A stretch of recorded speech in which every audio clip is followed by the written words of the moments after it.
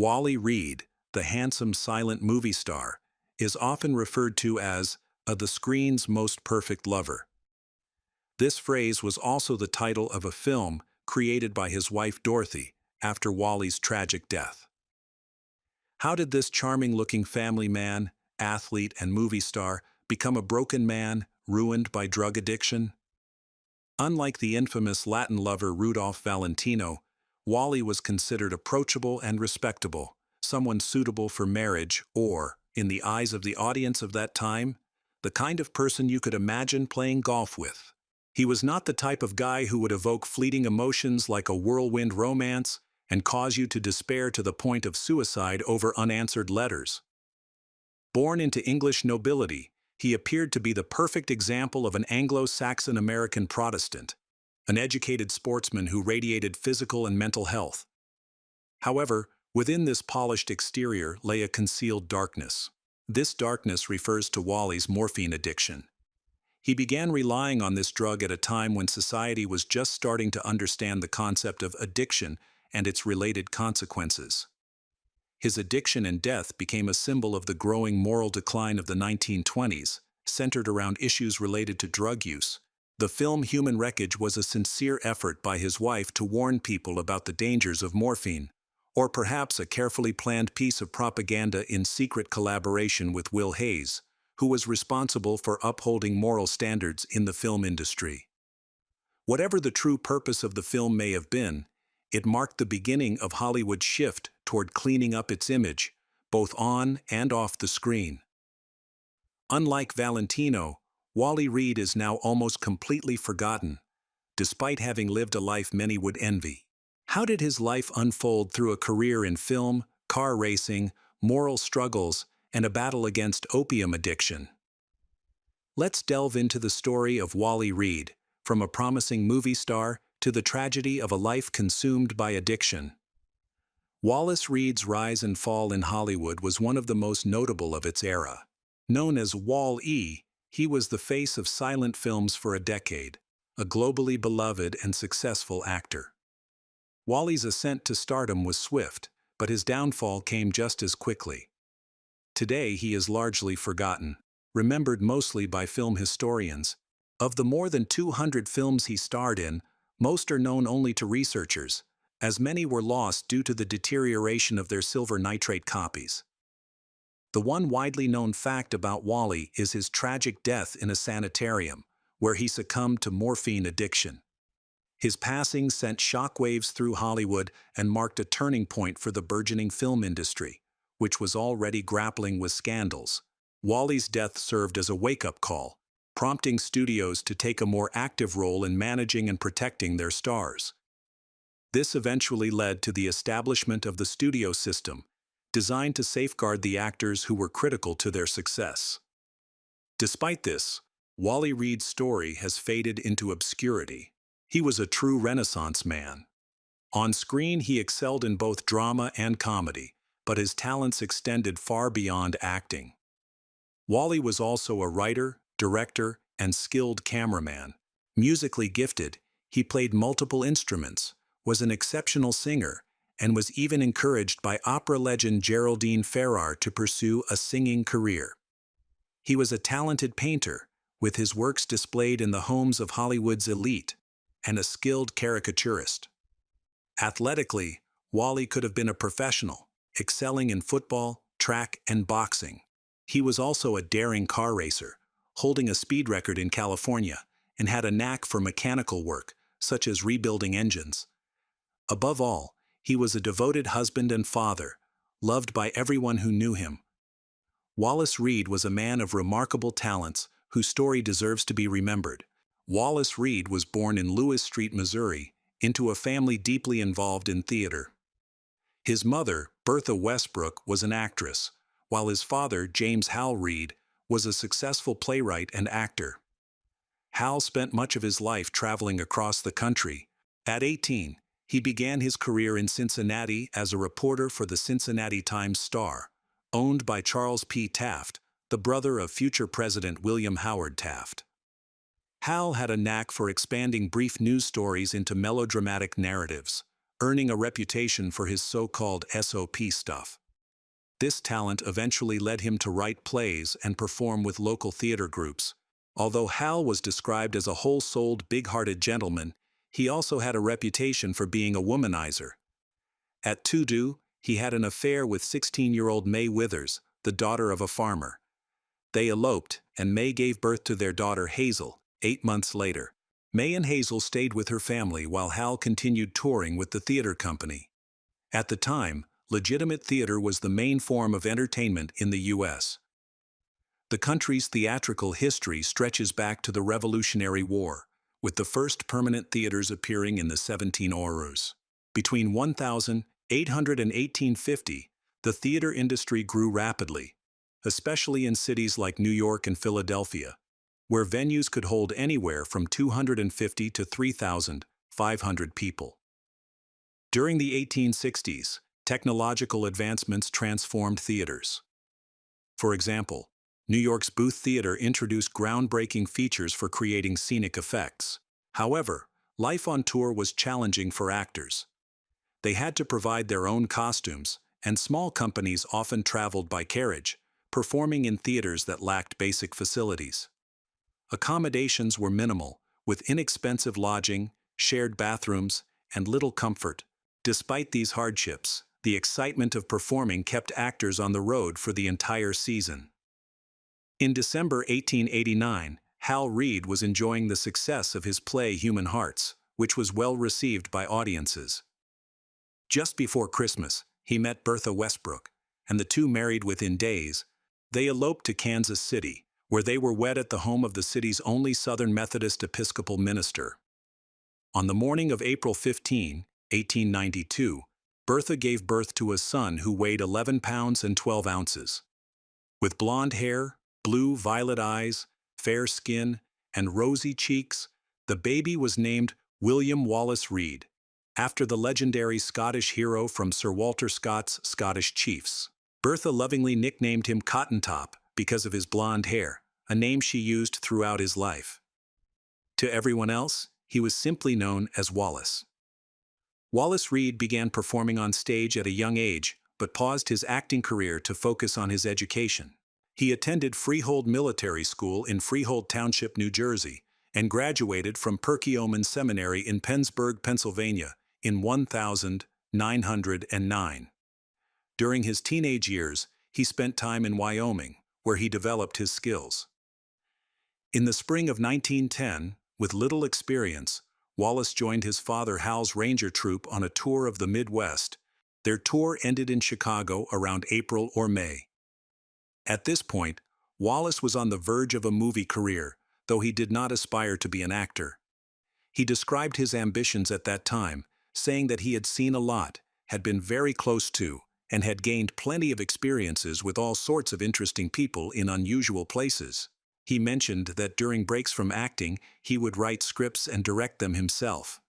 However, he found breaking into the film industry to be more challenging than he had anticipated. Wallace Reid's life was one of privilege and success in the early 20th century theater and film industry, rising to fame in movies and maintaining a loving marriage for 55 years. His story also serves as a tragic cautionary tale. His downfall, a result of both prohibited substance addiction and the limited medical knowledge of the time, was driven in part by a careless studio system that turned a balanced man into an addict in less than 3 years. His experience highlights the risks that plague the entertainment industry, an industry overindulging in its own opulence. Ultimately, Wallace Reid, nicknamed Dashing Wallace Reid, Handsome Wallace Reid, and Wallace Reid, the All-American Boy, fell victim to the very image that made him famous, a fall that nearly derailed the burgeoning film industry. Although initially captivated by the magic of cinema, Wallace's original ambition wasn't to become an actor, but to work behind the camera. One of his earliest employers was Colonel William N. Selig, a key pioneer in the film industry. Born in Chicago in 1864 and frail as a child, Selig worked as a magician in minstrel shows during the 1880s. However, his life changed in 1895 when he encountered a kinetoscope in Dallas. Inspired, he left performing to start a film studio in Chicago. Selig adapted a Lumiere camera and a Latham projector, rebranding them as the Selig Standard Camera and Selig Polyscope Projector, which he sold through the Sears and Roebuck catalog. His company, Selig Polyscope, operated out of a warehouse in Chicago, its products featuring his Diamond S emblem. However, due to his fragile health, Selig relocated to Los Angeles. There, he settled in a new area on the outskirts of the city Hollywood. Selig's first Hollywood studio, located at 145 Alessandro Street, now Glendale Boulevard, produced California's first entirely filmed movie, In the Sultan's Power. The studio gained popularity with its westerns and Oz films. After the success of the 1909 Teddy Roosevelt film Big Game Hunting Africa, Selig began calling himself Colonel and assembled a large collection of African animals to create realistic jungle films. These animals were kept at the Selig Jungle Zoo, which opened in 1911 as a popular attraction featuring scenic walkways, picnic areas, and the largest collection of exotic animals in North America at the time. During the summer of 1911, Wallace Reid became involved with Selig, though details of his role remain unclear due to a lack of surviving records.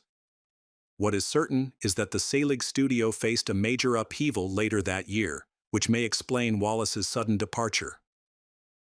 On October 27, 1911, Francis Boggs, a former Chicago actor and a key figure in silent film who had produced, directed, or written over 200 films, was tragically murdered at the Selig offices.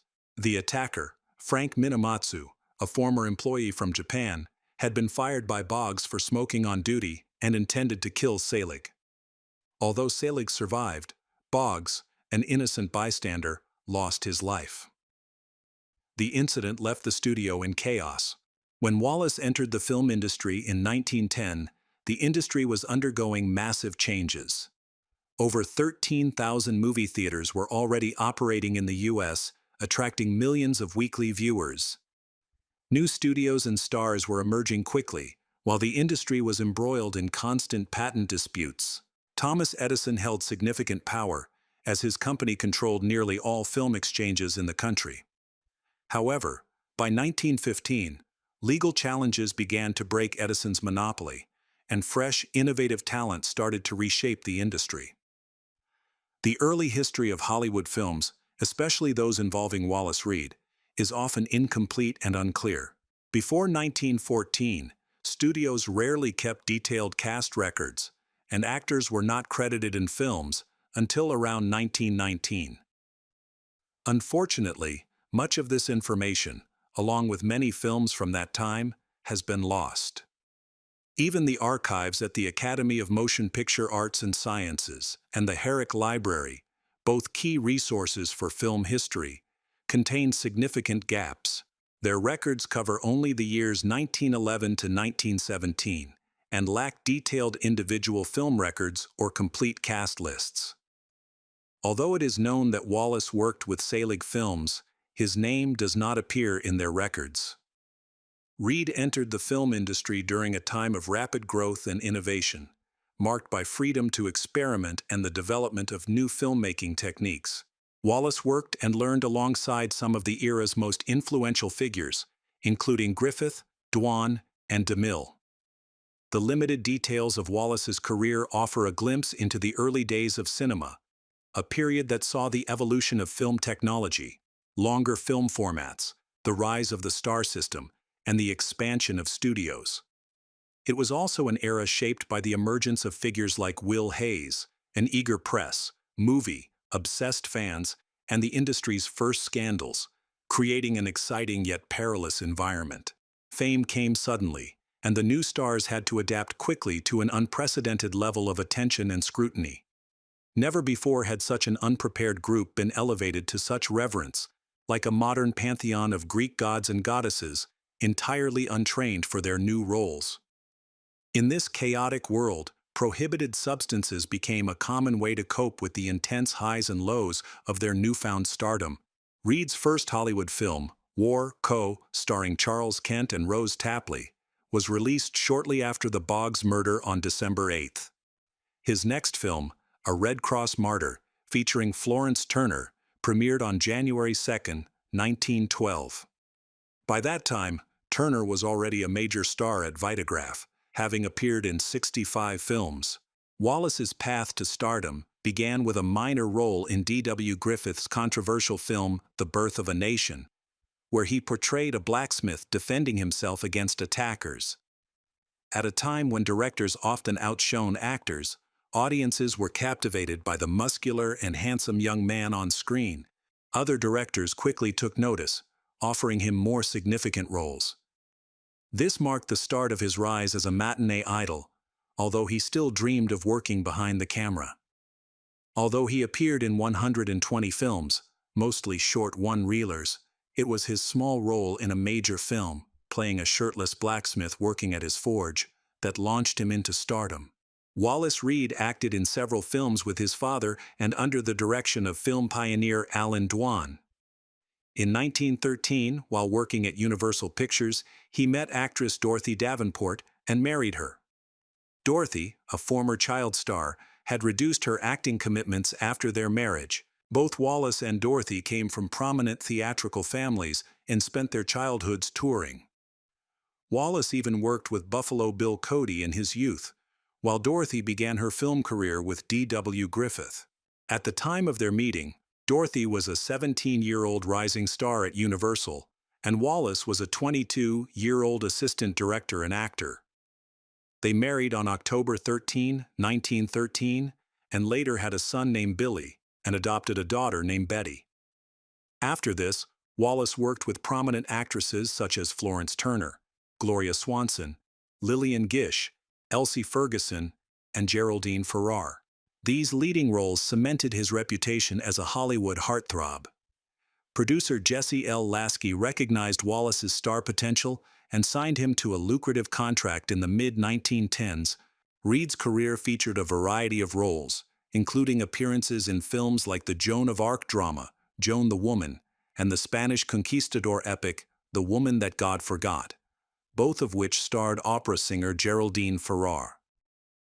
By the late 1910s, Wallace shifted to starring in light comedies and dramas. He also discovered a new specialty: automobile-themed thrillers such as The Roaring Road and Excuse My Dust. These films captivated audiences, as cars and racing were becoming increasingly popular. This marked the first major connection between two defining technologies of the early 20th century, cinema and the automobile. A car enthusiast himself, Wallace even attempted to qualify for the 1922 Indianapolis 500. Known for his love of speed, he once said that his best recreation is to get his hands on the wheel of his car. Nothing rests him like that. Determined to compete in the Indianapolis 500, he secured a racing driver's license and prepared to race with his Duesenberg. However, despite his passion and efforts, he never made it to the starting line. It is believed that this was due to the impact of another reason in his life: a growing addiction to prohibited substance. On screen, Wallace frequently appeared in society films, where he was often impeccably dressed in the latest fashions, delighting his female fans. A standout example is The Affairs of Anatole 1921, directed by Cecil B. DeMille. In this film, Wallace delivered an impressive dramatic performance alongside another enigmatic star of the era, Gloria Swanson. Swanson would later achieve legendary status in Billy Wilder's 1950 classic Sunset Boulevard.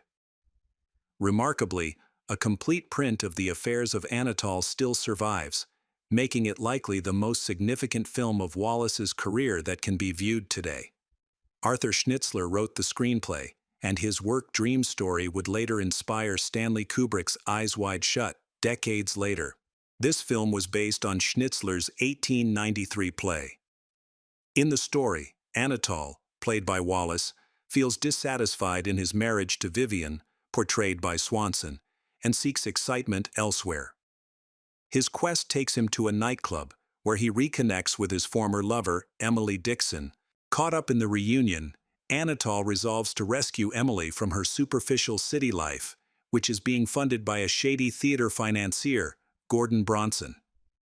Although Anatole convinces Emily to reject Bronson's gifts, he ultimately cannot leave his wife for her. Emily, now in love with Anatole, plans a party with Bronson and others. When Anatole finds out, he destroys her apartment in anger and leaves her, likely pushing her toward a future marriage with Bronson. He then begs Vivian to stop him if he ever expresses a desire to rescue another woman again. Later in the film, Anatole and Vivian host a party featuring a Hindu hypnotist, Nazar Singh, as the entertainer. During the event, Singh hypnotizes Vivian, making her believe she is in a flowing stream, prompting her to start undressing. Disillusioned by society's hypocrisy, Anatole decides to leave city life behind and move to the countryside with Vivian. In the countryside, farmer Avner Elliott discovers that his wife, Annie, bought a dress using stolen church funds. Feeling responsible, he decides to take the blame and sends her away. Overwhelmed by despair, Annie jumps off a bridge but is saved by Anatole and Vivian, who are boating nearby.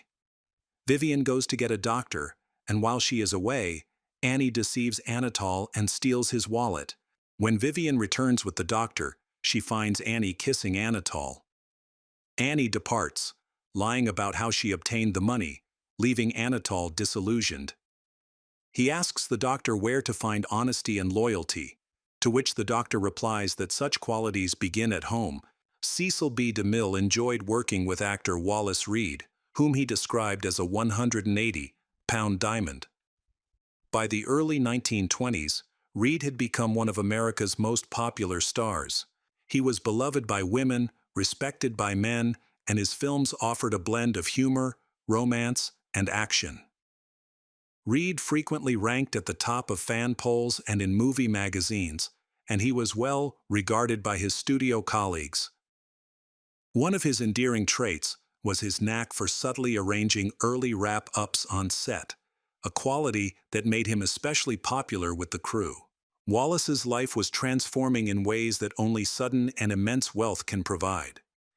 In 1919, the developers of Hacienda Park achieved a significant milestone after 14 years of promoting lots in their upscale neighborhood along Sunset Boulevard, now part of West Hollywood. They proudly announced that one of Hollywood's biggest stars had purchased a lot. The star's home was located on DeLongpre Avenue. In fact, the Reid's residence occupied 2 lots at the corner of DeLongpre and Sweetser. The house was a custom design by architect Frank Moline, one of the prominent architects of the time, alongside Frank Lloyd Wright. The property showcased a Mediterranean revival style. The house resembled an exotic villa with a red tile roof, a swimming pool, and stunning views across the basin. Moline's other notable works included the 190-room Garden Court Apartments in Hollywood, built in 1913 and demolished in 1984, as well as the Ruskin Art Club, constructed in 1923. The Ruskin Art Club, now a private residence on South Plymouth Avenue, is listed on the National Register of Historic Places. The strategic placement of homes on the slopes between DeLongpre and Sunset Boulevard made their backyards visible from the streets, turning the intersection of Sweetser Avenue and Sunset Boulevard into a popular stop on tours of movie stars' homes. Postcards featuring rear views of these homes became sought after souvenirs for Hollywood visitors at the time. In 1920, Wallace Reid moved to a new home, unaware that this marked the beginning of his personal struggles. His life began to unravel as he indulged in heavy drinking and wild late-night parties at his Hacienda Park residence. Despite his fame, Wallace remained humble. In 1921, he admitted to Picture Play magazine that he didn't delude himself about being an artist and had never even wanted to be an actor. He referred to when he had played a lumberjack in the Peter B. Kyne story, mentioning that he had a beard, chewed cigars, and acted like a real man in that setting. However, he noted that the outcry from fans had been overwhelming, demanding no more beards or cigar chewing. In interviews, he often shared his dream of becoming a director, once stating, "I hope the name Wallace Reid, director, will mean far more than Wallace Reid, actor." Yet, life had other plans. In the 1920s, the tragic deaths of two major film stars at the age of 31 made headlines across North America. Wallace Reid, the jovial, athletic Anglo-American celebrated as Hollywood's most perfect lover, and Rudolph Valentino, the exotic and mysterious Latin lover. While both deaths were heavily mourned and deemed unforgettable at the time, Valentino's legacy has endured, with his memory still honored. In contrast, Reid has faded into obscurity, becoming one of Hollywood's forgotten icons. Before the public learned of his prohibited substance addiction, Wallace Reid was seen as the cheerful, strong Big Wallace, representing the American ideal both on screen and in real life. However, his addiction began after a freak accident during the filming of Valley of the Giants in 1919. While filming in Oregon, the cast and crew were involved in a train wreck that left Reid with serious injuries, including a deep arm gash and a 4-inch wound on his skull. A doctor was called to treat him and administered prohibited substance to manage his pain, which was a common practice at the time. Unfortunately, this initial dose of the powerful prohibited substance sparked an addiction that would eventually take over his life. As films grew longer and more physically demanding, Wallace's dependency worsened. Over several years, he secretly battled his addiction while producing nearly 24 films. Prohibited substance was extremely costly, reportedly as much as $80 per dose, equivalent to about $1,000 today. Although rumors of his addiction circulated in Hollywood, they were quickly suppressed, with some alleging that the studio even supplied him with prohibited substance to keep him working. By the early 1920s, his addiction had severely impacted him. His wife, Dorothy, noticed significant changes in his personality and physical health, including weight loss and severe mood swings. At first, Wallace denied having a problem, but he eventually confessed to Dorothy, saying, "I thought I was big enough to fight my own battle and win. I thought I could come back alone, and you would never have to know." Despite his struggles, Wallace remained well-liked and skillful at concealing his addiction. At one point, a doctor was hired to stay with him for 2 weeks to monitor his condition. The doctor, while aware of Wallace's ongoing prohibited substance use, reported positively about him. Wallace's life spiraled into chaos, consumed by overwork, prohibited substance use, wild parties, numerous affairs, and an adopted daughter who was rumored to actually be his biological child from one of those affairs. The situation worsened when his prohibited substance dealers were arrested, and the press began exposing his substance abuse. His deteriorating health became increasingly obvious, but he continued working despite his condition. In October 1922, on the first day of filming Nobody's Money, Wallace collapsed on set. Assistant director Henry Hathaway described the incident. "He sort of fumbled about, bumped into a chair, and then just sat down on the floor and started to cry. They put him in a chair, and he just keeled over. An ambulance was called, and he was rushed to the hospital." Once celebrated as America's wholesome heartthrob, embodying the charm of a character straight out of The Great Gatsby, Wallace's public image crumbled when he was admitted to a sanatorium in late 1922 for prohibited substance withdrawal. Earlier that fall, Wallace and his wife Dorothy had left their children with her mother and retreated to the mountains to escape the temptations of prohibited substances and alcohol. There, Wallace focused on hiking and exercise, and over time, his cravings subsided. The couple returned home optimistic that he had conquered his addiction. However, within a week of their return, Wallace fell seriously ill. His condition continued to worsen over the following weeks, leading to his hospitalization and a diagnosis of influenza. On December 12, Wallace was admitted to Bangia Sanatorium in Hollywood for treatment of severe illness and nervous exhaustion. His condition remained critical. On December 16, Dorothy and her mother decided to share their story in an exclusive interview with the Los Angeles Times at their home.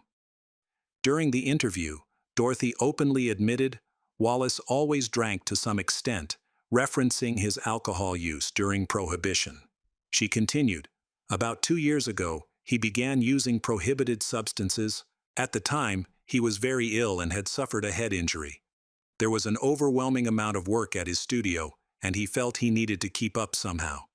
That's when he turned to prohibited substances, which ultimately led to his current illness. Dorothy's mother, Alice Davenport, an actress with over 100 film credits, supported Dorothy throughout her struggles. She took care of the children while Dorothy stayed with Wallace in the sanitarium. Reflecting on the chaotic environment, Alice said, "The house was not a home. It was more like a roadhouse. My son, in-laws' friends were constantly coming and going at all hours, and there was non-stop drinking. Many people showed up uninvited and stayed for hours. They wouldn't leave until all the liquor was gone. Some even stole entire quarts of whiskey, sneaking it out hidden under overcoats, capes, or in their pockets. Fans were shocked and wondered how they had been so misled." Reid's death had a profound impact on Hollywood, not just because it revealed the hidden lifestyle of the elite, but also because it highlighted the stark contrast between a star's public image and private struggles. While Wallace battled his addiction, Dorothy shared details of his experience with the New York Times. "He thought he was going to die the other night," she said. "He was so brave about it, poor boy. For 3 nights he believed he wouldn't survive. He isn't afraid of dying, but he wants so badly to live. For Billy, Betty, and me," referring to their son and adopted daughter. Dorothy recalled Wallace's moments of self-reflection. "How did I let myself get to this point? Why couldn't I have stopped earlier? I thought I was strong. I thought I knew myself so well. I just don't understand it." The Washington Post remarked, "His open smile and honest eyes seemed impossible to reconcile with the image of him as a slave to addiction." Dorothy later gave an update on his condition. "My husband is very, very sick. I don't know if he will fully recover, but he has broken the habit and won his fight. He fought this battle on his own, through sheer willpower and determination. I believe he will come back." Wallace Reid never recovered. His treatment consisted of a mix of unidentified pills and medications, combined with a strict diet. Rumors circulated that these pills were merely replacing one addiction with another. After 6 weeks with no signs of improvement, his wife, Dorothy, transferred him to a private sanitarium. There his condition worsened, and he was confined to a padded room. At the time, addiction was often viewed as a moral failing rather than a medical condition. In the weeks leading up to his death, millions of fans were heartbroken and worried, but the fact that prohibited substances played a role in his decline made it scandalous to some. The rapid deterioration of Reid's health remains perplexing. While an overdose might seem like the obvious cause, he was actually battling multiple health issues, including kidney failure and respiratory problems, which may have been worsened by his treatment. One such treatment, the Crebo method, involved a dangerous mix of substances, including curare, a potent plant compound used as arrow poison in South America. Reid recklessly self-administered this treatment at home, which led to severe side effects such as nervous system damage, extreme exhaustion, and ultimately death. Through it all, Dorothy stayed by his side. After Wallace's death, Dorothy emerged as a pioneering figure in both female-led filmmaking and exploitation cinema, often crediting herself as Miss Wallace Reid in her projects. As Wallace's addiction became impossible to ignore, Dorothy spoke openly about his struggles with narcotics, framing the issue not with shame, but as a plea for understanding and compassion. However, her accounts of Wallace's experiences were inconsistent, at times appearing honest, and at other times seemingly in denial. This duality has made her a complex and occasionally controversial figure in film history. The cinema industry is plagued by an immoral element that threatens its integrity, as well as the morals and decency of our city and nation, declared the Methodist Preachers Association of Southern California in an open letter. Alternatively, it has been and continues to be unjustly maligned and slandered in unimaginable ways. The Reid scandal broke out during a time of intense fear over the prohibited substance menace, a topic Dorothy later addressed, or exploited, depending on interpretation, in the infamous 1923 film Human Wreckage, which became closely associated with Wallace Reid's legacy. A week later, Dorothy wrote a letter to the Times, stating, "Through no fault of my own, and due to circumstances that are tragic enough, God knows, I have been placed in a position to take up the banner in the fight against prohibited substance addiction. This responsibility has been thrust upon me as Wallace's wife, and for his sake, as well as for the thousands of others suffering from this terrible disease, I cannot and will not abandon it." Dorothy co-produced and starred in the film Human Wreckage, along with Thomas H. Ince. The movie, distributed by Film Booking Offices of America, premiered on June 17, 1923. Unfortunately, no copies of the film are known to exist today, making it another lost piece of cinema history. Dorothy, under the alias Miss Wallace Reid, toured the country to personally promote the film in one of the earliest examples of a roadshow engagement. In the story, Ethel McFarlane, played by Dorothy, brings a case to her attorney husband, Alan, portrayed by James Kirkwood Sr., involving a prohibited substance addict named Jimmy Brown. Meanwhile, Alan, overwhelmed by his work, is introduced to prohibited substances by a man at his social club. His addiction worsens, leaving him vulnerable to blackmail by prohibited substance dealers who push him to represent their associates in court.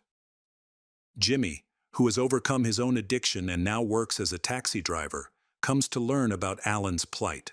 In a dramatic turn of events, Jimmy confronts the leader of the prohibited substance ring, who happens to be his passenger. In an act of self-sacrifice, Jimmy crashes his taxi into an oncoming train, killing them both and symbolizing his final stand against prohibited substance abuse.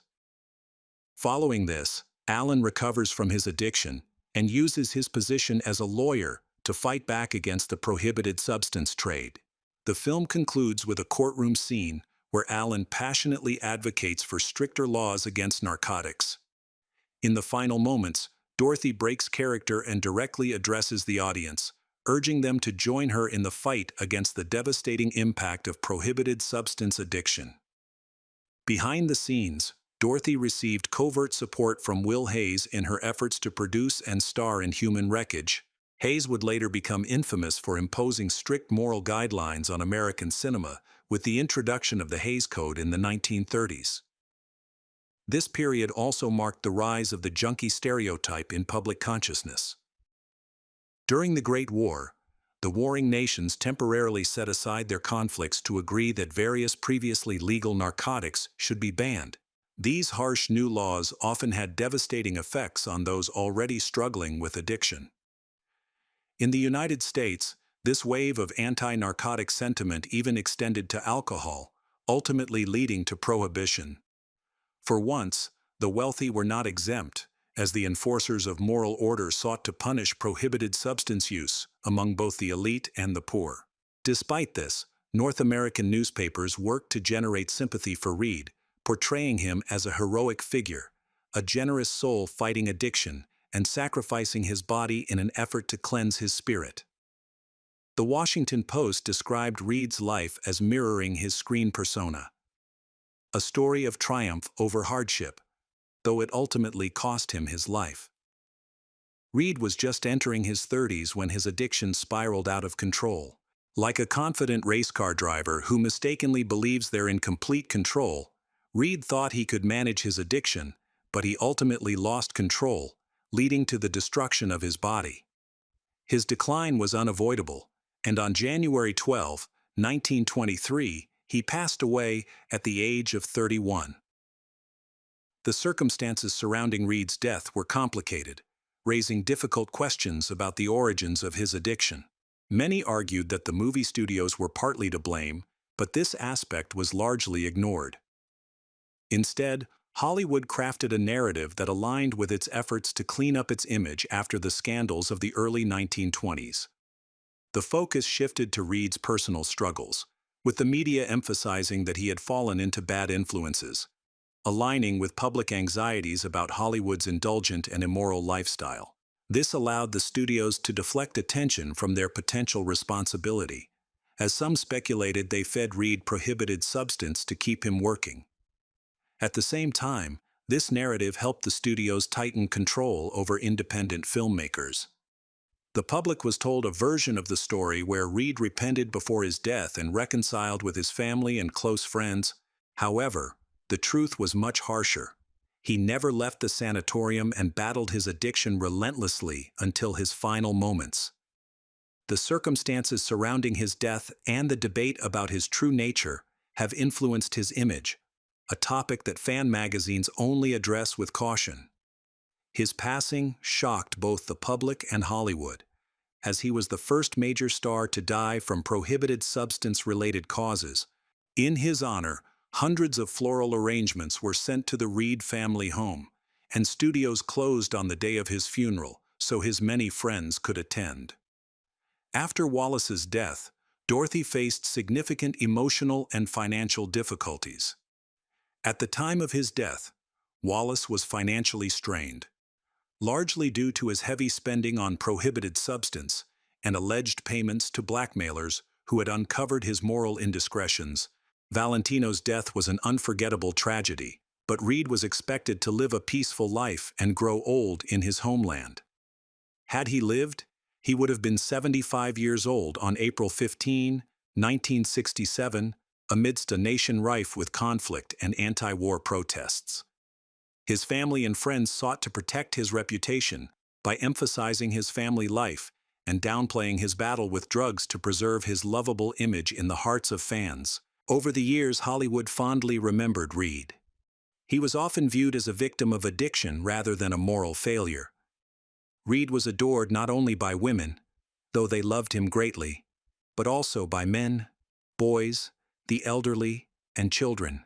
Fan magazines like Picture Play portrayed him as a spirited, fun-loving, and overly generous individual. These articles often highlighted his saintly domestic life through family portraits. Throughout the 1920s, Dorothy and his devoted fans worked tirelessly to keep his memory alive. They petitioned studios to re-release his surviving films, pointed to the overwhelming fan letters as proof of the public's enduring admiration for the clean, wholesome image Reid represented. As Valentino's legacy grew stronger, Reid gradually vanished from public memory. The Hays Code further diminished interest in the daring characters Reid portrayed, as audiences were already being saturated with tame, morally upright stories. Consequently, the appeal of Reid's nice guy persona waned. By the 1930s, Reid was rarely mentioned in publications like Movie Classic.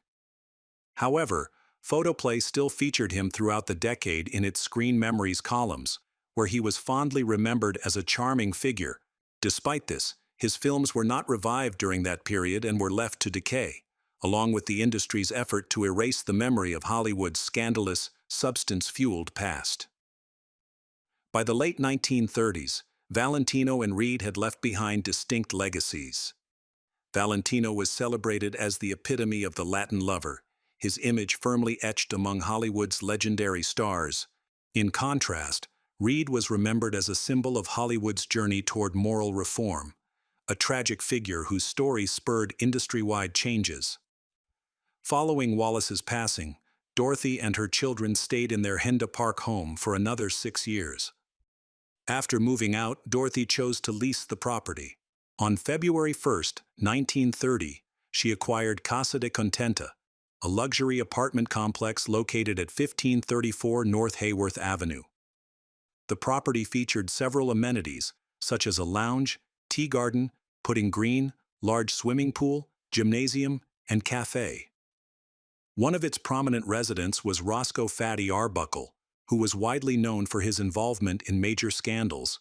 Dorothy lost Casa de Contenta because of a lawsuit related to The Red Kimono, a film she produced without obtaining the original story's rights.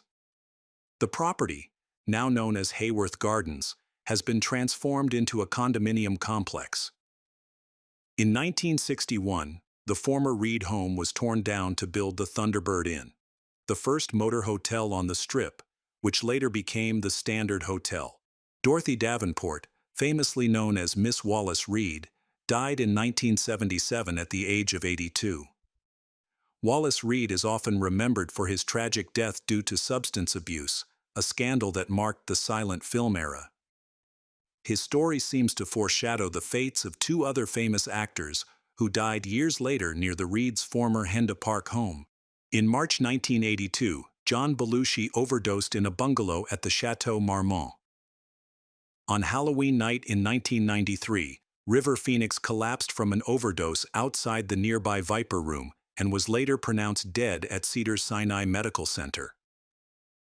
Wallace made a brief appearance in Ken Russell's 1967 biopic Valentino, where he was portrayed as a silly, childlike figure riding a bicycle in an uncredited role. Although small, Wallace's life and that of his wife, Dorothy Davenport, inspired a key scene in both the 1937 and 1954 versions of A Star is Born. In these films, the character Norman Maine, a famous actor ruined by alcoholism, is married to rising star Vicki Lester. Overwhelmed by despair, Norman takes his own life. The movie's ending honors Dorothy's lifelong devotion to Wallace. In a poignant scene, Vicki introduces herself to a broadcast audience as Miss Norman Maine, reflecting how Dorothy identified herself as Miss Wallace Reid for 51 years, even after his death. Wallace is buried in the AA terrace of the Great Mausoleum at Forest Lawn Memorial Park Cemetery in Glendale, California. Thank you for joining us in uncovering the darker aspects of Wallace Reid's story. If you found this deep dive interesting, please like the video and subscribe to the channel for more intriguing insights into Hollywood's mysterious history. Wishing you a great night.